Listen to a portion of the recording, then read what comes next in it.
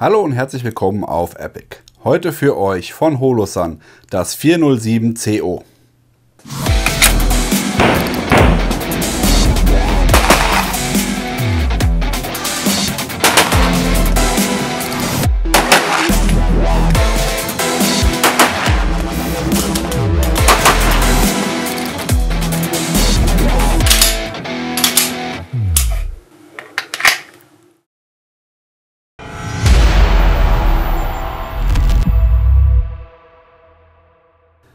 Zuerst haben wir gedacht, die wollen uns wohl einen Streich spielen bei Holosun, weil sie uns hier ein Gerät aus der 400er Serie geschickt haben. Für euch zur Info beziehungsweise für mich, wie ich es gedacht habe, die 400er Serie ist die Vorgängerserie zur 500er Serie, somit muss sie schlechter sein. Fehlanzeige. Die 400er Serie ist eigentlich der Hauptunterschied zur 500er Serie, dass dort in der Regel die Absehen nicht umstellbar sind. Das heißt, bei der 500er könnt ihr immer wechseln zwischen Punkt, Punkt, Kreis oder nur Kreis. Und bei der 400er Serie ist es immer fix. Genauso ist es hier auch bei dem 407CO. Was ist also die Magic an diesem 407CO mit diesem Kreisabsehen?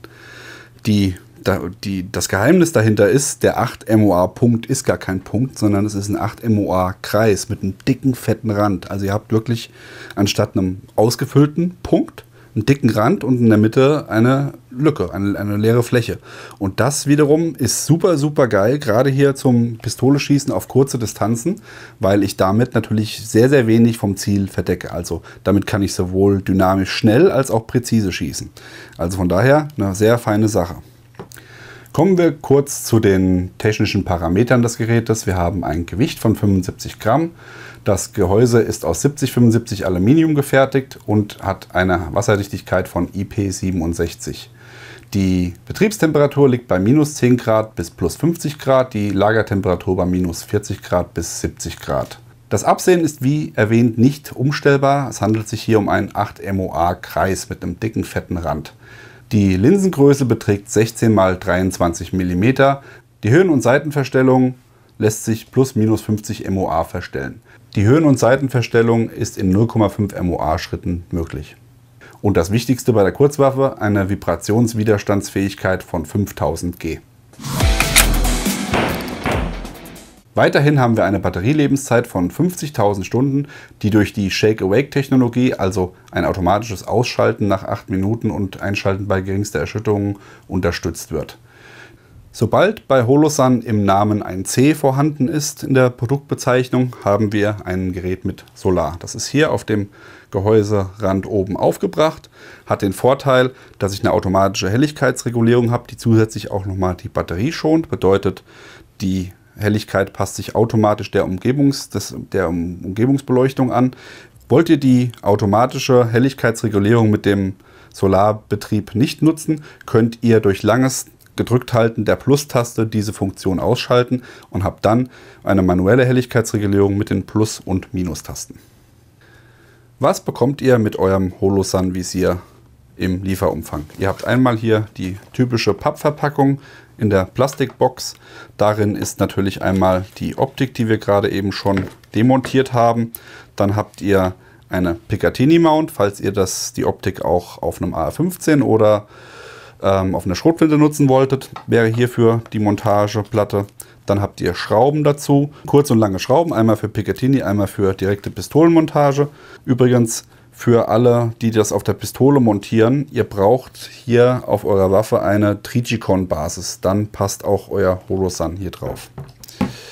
Dann habt ihr weiterhin einen Torx-Schlüssel, der natürlich zu den Schrauben passend ist. Und ein Werkzeug, das ist für die Höhen- und Seitenverstellung und für den Batteriewechsel. Hier haben wir im Gegensatz zu dem 507er, was wir euch letztens gezeigt haben, wieder die Batterie, oder noch, weil das ist ja ein neueres Gerät, ist die Batterie auf der Unterseite verbaut. Dann wird hier unten einfach aufgedreht mit diesem Werkzeug und dann kommt ihr da auch an die Batterie ran. Das ist natürlich entsprechend dicht versiegelt, weil es ja auch wasserdicht, und hier sitzt dann die 2032 Batterie drin. Jetzt gehe ich mal den Deckel suchen. Aufzug. Im manuellen Modus habt ihr mit der Plus- und Minus-Taste 12 Helligkeitsstufen, 2 für Nachtsicht und 10 für Tageslicht. Das Ding ist auch wirklich durch den großen 8 MOA-Ring hell genug, um bei grellem Sonnenlicht gut sichtbar zu sein. Unser Fazit zum 407 CO. Wir haben gelernt, die 400er Serie ist noch lange nicht tot. Die Besonderheit der 500er Serie mit dem umstellbaren Absehen ist zwar echt ein geiles Feature, aber wenn man schon ein sehr, sehr gutes Absehen hat, muss man das auch nicht groß umschalten. Es ist eine Glaubensfrage, es ist eine Geschmacksfrage. Mit dem Punkt 2 MOA Punkt und dem 32 MOA Kreis habt ihr natürlich den Vorteil, ihr könnt umschalten, habt dann wirklich auch einen sehr präzisen kleinen Punkt, was ihr jetzt mit dem hier nicht hättet. Dafür ist der 2 MOA-Punkt aber vielleicht gerade beim Pistole-Schießen ein bisschen zu wenig, weil die Scheibe zu hell ist und man den Punkt nicht so schnell findet. Ja, auch wenn ich präzise schießen will, da ist das hier. Man hat mit diesem großen Ring das Ziel schnell erfasst und hat dann trotzdem relativ wenig Fläche, die abdeckt. Also es ist wirklich, müsst ihr euch selber mal live anschauen, ausprobieren.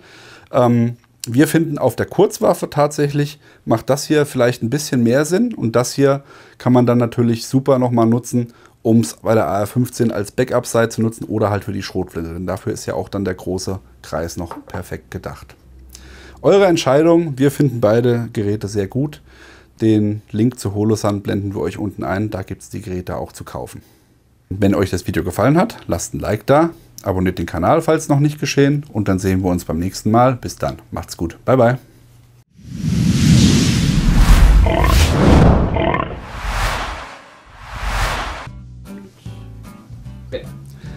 Hallo und herzlich willkommen auf Epic. Heute für euch von Holosun. Das Licht ist aus. Die Besonderheit oder die Magic hinter diesem Gerät ist, dass es kein 8 MOA Punkt ist, sondern die Tür klingelt.